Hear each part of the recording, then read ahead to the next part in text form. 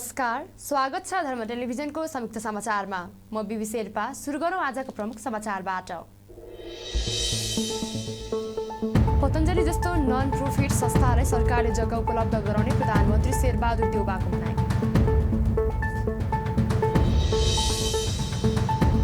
हस्तकला क्षेत्रको विकास र प्रवर्धनका लागि सरकार प्रतिबद्ध रहेको प्रधानमन्त्री शेरबहादुर देउवाको दाबी।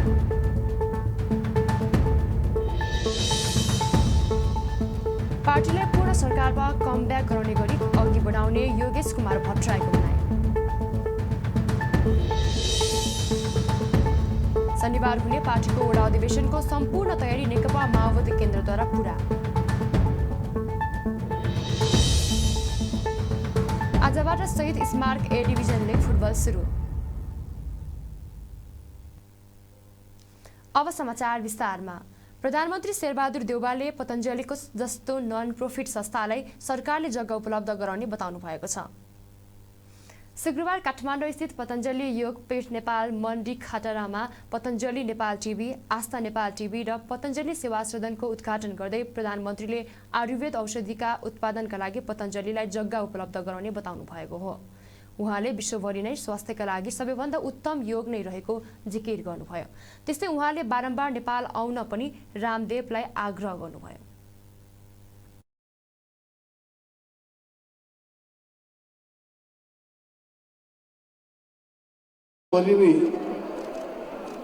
योगका सम्बन्धमा अत्यन्तै सबै ठाउँमा योगलाई अपनाएको छ। योगालाई सबैले चाहिँ स्वास्थ्यका लागि योगा सबभन्दा उत्तम र चाहिँ यो स्वास्थ्यका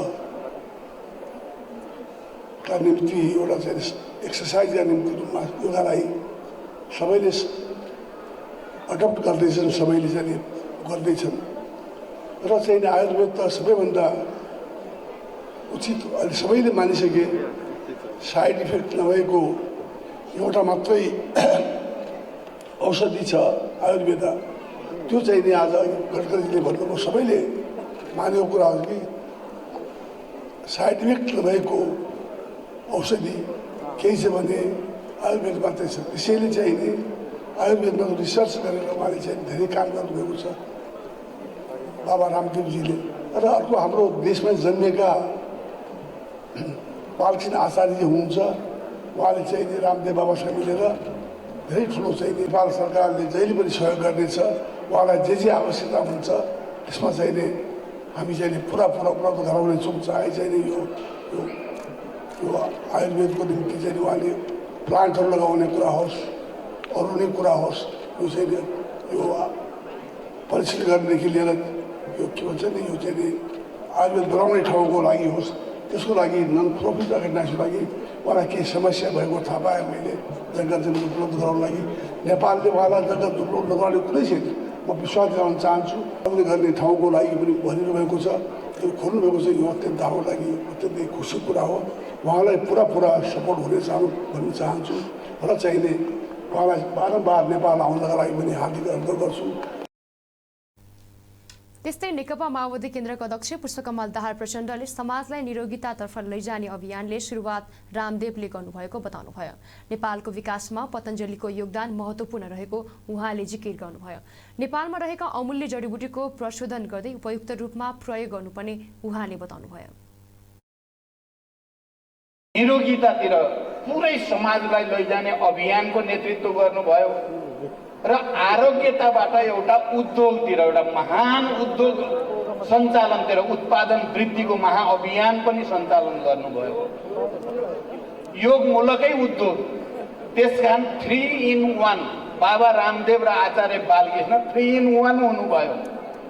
हिजो बेलुका हामी थोरै कुरा गऱ्यौँ नेपालमा शिक्षा, स्वास्थ्य, रोजगारी र कृषिको क्षेत्रमा क्रान्ति ल्याउनको लागि हामीले कसरी अगाडि बढ्न सकिन्छ भन्ने बारेमा आचार्य बालकृष्णले अलि विस्तारपूर्वक मलाई भन्नुभएको छ र एउटा कार्यक्रम आयोजना गर्ने कुरा भएको छ।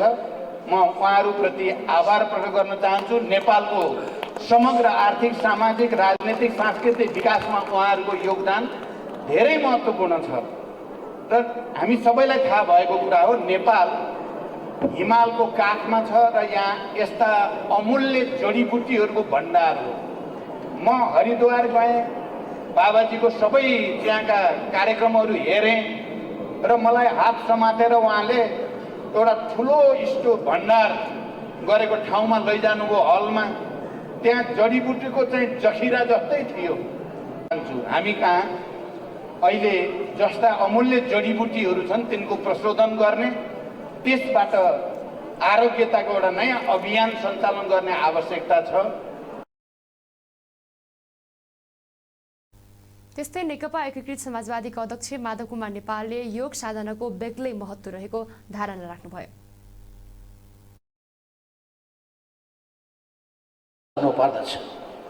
स्वास्थ्यलाई राम्रो बनाउनका लागि पनि आवश्यक छ, ध्यान केन्द्रित गर्नका लागि पनि आवश्यक छ, मिसनमा सम्पूर्ण रूपमा आफूलाई समर्पित गर्न पनि आवश्यक छ।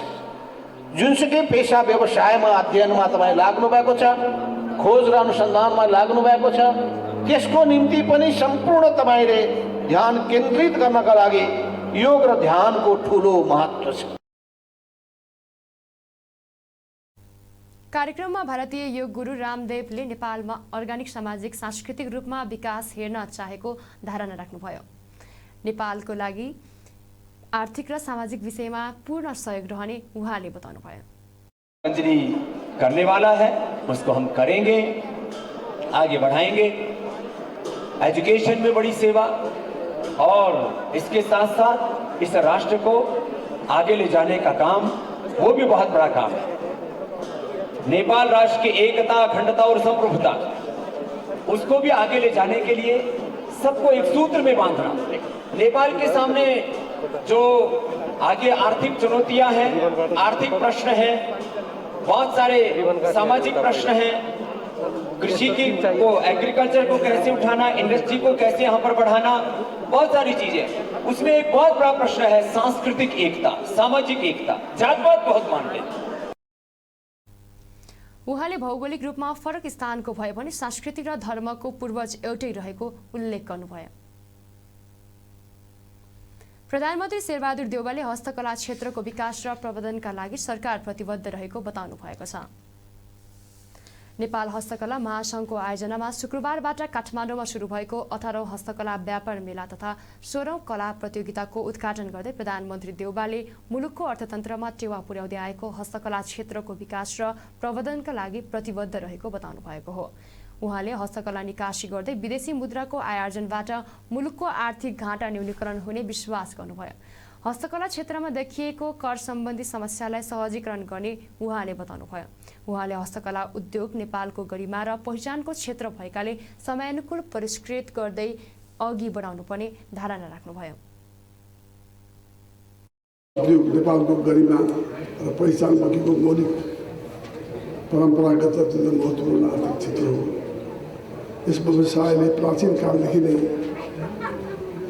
आय र रोजगारी सृजना गरेर मुलुकको अर्थतन्त्रमा महत्त्वपूर्ण योगदान पुर्याउँदै आएको छ।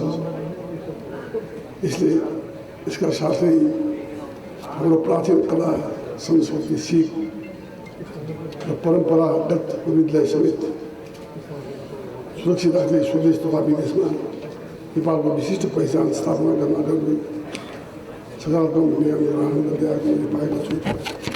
हस्तकला नेपालको प्रवर्धनले रोजगारी सृजनामा महत्त्वपूर्ण योगदान पुगेका साथै निकासी विस्तारबाट विदेशी मुद्रा आर्जन गरी व्यापार घाटा घटाउन केही हदसम्म पनि योगदान दिने विश्वास गर्दछु।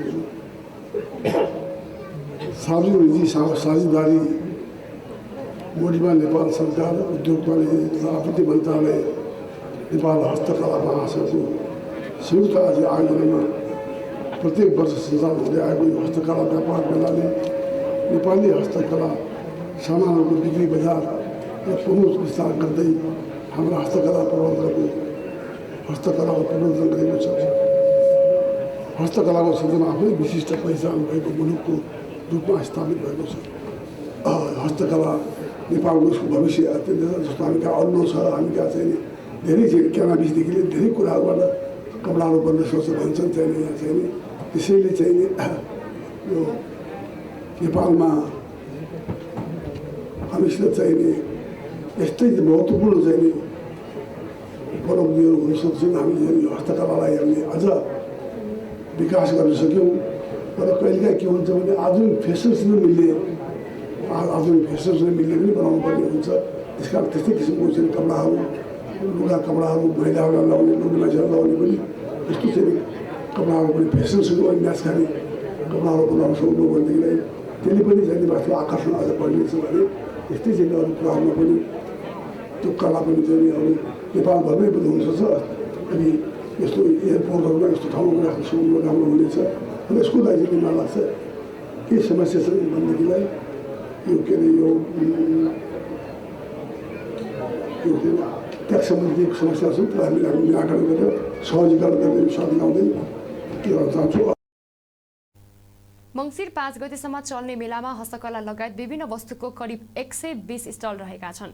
मेलाको प्रमुख आकर्षण कला प्रतियोगिता अन्तर्गत विभिन्न विधामा प्रतियोगिता गरिने र प्रतियोगीलाई पुरस्कृत समेत गरिने महासङ्घका अध्यक्ष सुरेश भाइ साक्यले जानकारी दिनुभयो। प्रमुख प्रतिपक्षी दल नेकपा एमालेका सचिव तथा प्रचार प्रसार विभाग प्रमुख योगेश कुमार भट्टराईले पार्टीलाई पूर्ण सरकारमा कमब्याक गराउने गरी अघि बढिने बताउनु भएको छ। रिपोर्ट्स क्लब शुक्रबार काठमाडौँमा गरेको साक्षात्कार कार्यक्रममा भट्टराईले महाधिवेशन लगायतै एमाले भिन्नै गतिको साथ अघि बढ्ने र निर्वाचनपछि एमाले पूर्ण सरकारमा कमब्याक हुने बताउनु भएको हो। अर्को वर्ष मङ्सिरमा हुने आम निर्वाचन प्रदेश र प्रतिनिधि सभाको निर्वाचनमा एमाले बहुमत ल्याउने उहाँले दावी गर्नुभयो। उहाँले आगामी महाधिवेशनमा सर्वसम्मत रूपमा नेतृत्व चयन गरिनुपर्ने पनि विश्वास दिलाउनुभयो। सहमति मार्फत नेतृत्व चयन हुने भन्दै उहाँले सहमति नभए हरेक व्यक्तिले आफूले चाहेको पदमा उठ्न पाउने धारणा राख्नुभयो। भट्टराईले आगामी महाधिवेशनले पार्टीभित्र रहेका सबै खाले तिक्तता कम गर्ने दावी गर्नुभयो। उहाँले 5 लाखभन्दा बढी जनसमुदायको उपस्थितिमा महाधिवेशन गरिने धारणा पनि राख्नुभयो। र आगामी स्थानीय र संसदीय निर्वाचनमा नेकपा एमालेको बहुमत प्राप्त गर्नु यी हाम्रा आगामी चुनौतीहरू हुन्। यी चुनौतीलाई बोक्न सक्ने, यी चुनौतीलाई हाँक्न सक्ने त्यो नेतृत्व यो महाधिवेशनबाट निर्वाचित हुनेछ। र हाम्रो कोसिस छ कि आज एमाले माथि जसरी चौतर्फी हमलाहरू भएका छन्, एमाले माथि जसरी आक्रमणहरू भएका छन्, एमालेका विरुद्ध जसरी गठबन्धनहरू बनाइँदैछन् तथाकथित, ती सम्पूर्ण परिस्थितिलाई तोड्दै नेकपा एमालेको यो नेपाली समाजमा वर्चस्व स्थापित गर्न र फेरि नेकपा एमालेलाई शक्तिमा फर्काउन, सरकारमा फर्काउन हामी सर्वसम्मत ढङ्गले नेतृत्व चयन गर्ने दिशामा पनि अगाडि बढ्दैछौँ। अधिकारी र केन्द्रीय कमिटी समेत हामी एउटा सहमतिका साथ निर्माण गर्न सक्छौँ भन्ने विश्वास, आत्मविश्वास नेकपा एमालेलाई छ। अधिवेशनमा 2200 प्रतिनिधिहरूमध्ये विधानले मापदण्ड पुगेका हरेक प्रतिनिधिहरूलाई महाधिवेशनमा प्रतिस्पर्धा गर्ने छुट छ। विधानमा त्यो छुट छ। त्यो हरेकले त्यो अधिकार प्रयोग गर्न पाउनुहुन्छ। एबिसिडी कोही तपाईँले लिएको नाम अथवा नलिएका नामहरूले पनि त्यो अधिकार प्राप्त छ। तर आज हामी आन्तरिक जो छलफल गरेका छौँ एमालेभित्र, हाम्रो मिसन के छ भने एमालेमा यो पटक सर्वसम्मत ढङ्गले नेतृत्व चयन गर्ने। किनकि हामीले 8औं महाधिवेशनमा खुल्ला चुनाव गऱ्यौँ, 9औंमा खुल्ला चुनाव गऱ्यौँ। त्यो चुनावका अनेकौं असल पक्षहरू पनि थिए नेतृत्वको चुनाव हुँदा। तर त्यसको एउटा कमजोरी पक्ष के रह्यो भने त्यसले पार्टीमा तलदेखि माथिसम्म समानान्तर विभाजनको अवस्था ल्यायो। चौथो महाधिवेशनमा काम गरेका, कुनै बेला मसालसँग काम गरेका, कुनै बेला नेमकिपामा बसेर काम गर्नुभएका कमरेडहरूको पनि एउटा ठुलो पङ्क्ति छ, आफूलाई लगाएका छौँ। जब म सर्वसम्मत नेतृत्व बनाऊ भनेर लागेका छु भने मैले हतार गरेर मलाई चाहिँ यो पद देऊ अनि सर्वसम्मत गरौँ भन्न मिल्दैन। सर्वसम्मत गर्दा दुईटा कुरा हुन्छ। सर्वसम्मत गर्दा सहमतिले कुनै नेतालाई यहाँ बस्नुस् भन्न सकिन्छ, सहमतिले तपाईँ अहिले उतापट्टि बस्नुस् भन्न सकिन्छ। सचिव त छँदैछु, अब माथि जान इच्छा लाग्यो भने पनि मलाई त्यो स्वतन्त्रता छ, लड्न सक्छु।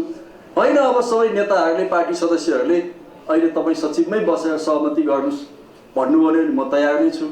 साथै होइन, नेताहरूले, पार्टी सदस्यहरूले तपाईँ अहिले सचिवबाट हट्नुहोस्, अरू कसैलाई सचिव बनाऊ, तपाईँ सदस्य मात्रै बसेर सर्वसम्मत गरौँ भन्नुहुन्छ भने पनि म त्यसको निम्ति खुल्ला छु। उहाँले एमाले सरकारबाट प्रतिपक्षमा पुगेको अवस्था र माधव नेपालले पार्टी विभाजन गरेको अवस्थालाई भने पार्टीको चुनौतीको रूपमा लिनुभयो। नेकपा माओवादी केन्द्रले शनिबार हुने पार्टीको वडा अधिवेशनको सम्पूर्ण तयारी पूरा भएको जनाएको छ। माओवादी केन्द्रीय निर्वाचन आयोगले शुक्रबार पेरिस डाँडामा पत्रकार सम्मेलन गर्दै शनिबार देशभरका सम्पूर्ण वडाहरूमा नेतृत्व चयनका लागि हुने अधिवेशनको सम्पूर्ण तयारी पूरा भएको जनाएको छ। निर्वाचनका लागि आयोगले प्रत्येक वडामा 3 सदस्यीय निर्वाचन समिति खटाउने जानकारी दिएको छ। त्यस्तै मङ्सिरमा 11 गते पालिकाको नेतृत्व चयन गर्ने र 25 गते 7 प्रदेशमा नेतृत्व चयनका लागि निर्वाचित हुने माओवादी केन्द्रीय निर्वाचन आयोगका अध्यक्ष विष्णु पुकार श्रेष्ठले जानकारी दिनुभयो। आयोगले प्रदेशमा 7 सदस्यीय र पालिकामा 5 सदस्यीय निर्वाचन समितिहरू गठन गरिएको र समितिहरूलाई निर्वाचन नियमावलीबारे प्रशिक्षण दिएको श्रेष्ठले बताउनुभयो। 4 गतेदेखि हाम्रो वडा सम्मेलन हुँदैछ। 6743 वडामा एउटा समितिहरू गठन भएको छ। यतै 753 वटा पालिकाहरूमा पनि गठन भइसकेका छन्। 10वटा प्रदेश छ, 10 प्रदेशमा पनि समितिहरू गठन भइसकेका छन्। र अब हामी चाहिँ 11 गते पालिकाको निर्वाचन हुन्छ, 25 गते प्रदेशको निर्वाचन हुन्छ। यो सम्पूर्ण निर्वाचनबाट चाहिँ करिब 3 लाख कार्यकर्ताहरू विभिन्न समितिमा निर्वाचित हुनेछन्। हाम्रो पार्टीको चाहिँ 8000 भन्दा बढी समितिहरू गठन हुनेछ र यो चाहिँ नि कार्य चाहिँ हामीले वास्तवमा यो नेपाल कम्युनिस्ट माओवादी केन्द्रको चाहिँ एउटा ऐतिहासिक कार्य हो। नेपाल कम्युनिस्ट पार्टी माओवादी केन्द्रले चाहिँ एउटा नयाँ पार्टी निर्माण गरेर जाने सोचको आधारमा यो विधि पद्धतिका आधारमा चाहिँ पार्टीलाई रूपान्तरण गर्न प्रयत्न गरेको छ। र हामीलाई के लागिराखेको छ भने यो निर्वाचन सम्पन्न भएर नेतृत्व निर्माण भइसकेपछि, समितिहरू निर्माण भइसकेपछि पार्टीले एउटा नयाँ ढङ्गको चाहिँ रूप ग्रहण गर्नेछ र आम जनतामा समाजवादी क्रान्ति गर्न योग्य पार्टीको रूपमा रूपान्तरण हुनेछ भन्ने हामीले आशा गरेका छौँ। प्रदेशको सम्मेलनपछि आगामी पुस 11 देखि 13 गतेसम्म पार्टीको राष्ट्रिय सम्मेलन हुने आयोगले जनाएको छ। शहीद स्मारक ए डिभिजन लिग फुटबल आजबाट सुरु भएको छ। लिगको सम्पूर्ण तयारी पूरा भएको एन्फाले जनाएको छ। त्रिपुरेश्वर स्थित दशरथ रङ्गशालामा शुक्रबार हुने उद्घाटन खेलमा 7 दोबाटो युथ क्लब र फ्रेन्ड्स क्लब बीच प्रतिस्पर्धा हुनेछ। लिगमा प्रतिस्पर्धा गर्ने क्लबले उत्कृष्ट नतिजा ल्याउने पनि जनाएका छन्। लिगअघि दशरथ रङ्गशालामा आयोजित पत्रकार सम्मेलनमा क्लबका प्रशिक्षक तथा कप्तानहरूले उत्कृष्ट खेल खेल्ने र राम्रै नतिजा निकाल्ने दाबी गरे। मनाङ मर्स्याङदीका कप्तान बिमला राणाले अघिल्लो सिजनको तुलनामा यस सिजनमा सुधार गर्ने बताए। आर्मीका कप्तान भरत अवासले लक्ष्य भनेको लिगको च्याम्पियन बन्ने भएको बताए। त्यस्तै अधिकांश टिमका प्रशिक्षक र कप्तानले मुख्य लक्ष्य उपाधि जित्नु रहेको समेत बताए। अब त्यही हो, अब लकले पनि फेभर गर्नु पर्यो भने जस्तो अब पहिला पालि अब लकले नि फेभर गरेन हैन। गेम अब दायाले सबैले त्यत्रो 8-9 जना प्लेयरले छोडेर जाँदा अलिकति गाह्रो त भयो, तर हामी टिम कोअर्डिनेटर अब सँगै सबै यङ प्लेयरहरू पनि थियो नि त। त्यो एकजुट भएर खेल्न कारण राम्रै भइरहेको थियो। क्या अब सानोतिनो मिस्टेक थियो, अब यो पालि चाहिँ त्यो मिस्टेकलाई रिकभर गरेर हैन, अब कोच आउनुभएछ, नयाँ आउनुभएछ दाइ, अब त्यहीलाई सच्याएर अगाडि बढ्ने हो। अब यो सिजन पनि अब टाइटल हामी जित्ने नै विश्वासमा छौँ। तयारी एकदमै राम्रो भएको छ। अनि अब अभियसली एउटा फ्यामिलीमा चाहिँ एकजना मेम्बर भएन भने पक्कै नै समस्या हुन्छ जस्तो लाग्छ मलाई। त्यसले गर्दाखेरि नहुँदा अलिकति अलिकति अप्ठ्यारो चाहिँ हुन्छ जस्तो लाग्छ। तर उसलाई चाहिँ फुलफिल गर्ने अरू प्लेयरहरू पनि त्यस्तै पोटेन्सियल भएको प्लेयरहरू पनि छ। सायद नभएको ठाउँमा पनि रिप्लेस गर्ने अरू खेलाडीहरूलाई एउटा अपर्च्युनिटी मौका पनि हुनसक्छ जस्तो लाग्छ हुने हो। तर अब अन्तिममा गएर चाहिँ हामी अब कति कुराहरूमा चाहिँ अलिकति असफल हुन्छौँ। तर अब यसपालि चाहिँ अब पोहोर सालको विगतको अब सालको जुन कमजोरी समस्याहरू छ त्यसलाई चाहिँ अब सुधारेर अगाडि बढिरहेको छौँ र हाम्रो एउटा युनाइट भएर खेलिरहेको छौँ र युनाइट छ पनि टिम। त्यसले गर्दाखेरि चाहिँ हामी यसपालि अब अलि सफल हुन्छौँ भन्ने आश गरेको छौँ। हेर्दै जाउँ अब सबै टिमहरू चाहिँ अब सबै टिमलाई चाहिँ खेल्न पाएको छैन, तर मिडियामा हेर्दाखेरि चाहिँ सबै टिम एकदमै राम्रो छ जस्तो लाग्छ। अहिले अब दबाब त अब होइन सबै टिमलाई नै हुन्छ। अब दबाब त क्याप्टेनसिप उयो गरेर ह्यान्डल गर्नु पर्दाखेरि चाहिँ अब जस्ट केही कुराहरू अब आफैले सबै सम्हाल्नै पर्ने हुन्छ होइन। टिमलाईदेखि लिएर हरेक कुराहरू फेसिलिटी अलिकति सबै समग्रमा अब खेलाडीहरूलाई अब प्रदान गर्नुपर्ने हुन्छ। दबाब त छँदैछ होइन, त्यसको लागि अब दबाब लिएर अब ग्राउन्डमा उत्रिनु पर्ने हुन्छ। तर त्यो दबाबलाई पनि आफूले सम्हालेर नै अब खेल देखाउनु पर्ने हुन्छ। टिम अहिले यसपालि हाम्रो एभरेज छ, राम्रो छ होइन। सबै अब मिलेर नै हामीले काम गरिरहेछौँ। तयारी पनि राम्रै भइरहेछ। यसमा चाहिँ अब हामीले अब प्रतिद्वन्दीलाई पनि अब हामीले राम्रै लिएको छौँ होइन। कसैलाई अब हामीले अब लुज लिनु हुँदैन होइन। लुज लियो भने अब आफू गेम बिग्रिन्छ। जस्ट फर्स्ट म्याच चाहिँ अब हामीले 3 पोइन्ट लिने हिसाबले नै अब तयारी गरेको छौँ। अब मनाङसँग खेल्ने भन्ने बित्तिकै हामीलाई त्यो एकदम नराम्रो किसिमको डर भन्ने चाहिँ छैन, किनभने हामी पनि उत्साहित छौँ होइन। अब आज फर्स्ट म्याच नभए नि हामीले त खेल्नै पर्थ्यो त्यो म्याचको होइन। लिग हो, सबैले सबैसँग खेल्नै पर्छ भनिसकेपछि हामीलाई त्यति धेरै प्रेसर लिइसकेको चाहिँ छैनौँ। किनभने हामी पनि अब आउँदाखेरि चाहिँ मनाङलाई चाहिँ एउटा राम्रो नै ब्याटल गर्ने भनेर हामी टार्गेट हो हाम्रो चाहिँ। त्यति धेरै हामी नर्भस पनि छैनौँ र त्यति धेरै उयो पनि छैनौँ जे हामी चाहिँ टप फाइट गर्छौँ भन्ने टार्गेट गर्छौँ। फर्स्ट टाइम हो मेरो चाहिँ। अनि टिमको तयारी भनेको चाहिँ अब हाम्रो कोचले भनिसक्नुभयो, हामी विगत 5 महिना त्यो कोभिडको सेकेन्ड लक पछाडिदेखि चाहिँ हाम्रो रेगुलर ट्रेनिङ छ, राम्रै छ हाम्रो।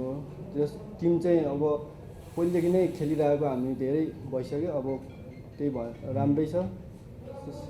मेरो अब फर्स्ट टाइम क्याप्टेनसिप हो, जस जिम्मेवारी चाहिँ बढेको छ भने रेस्पोन्सिबिलिटी बढेको छ।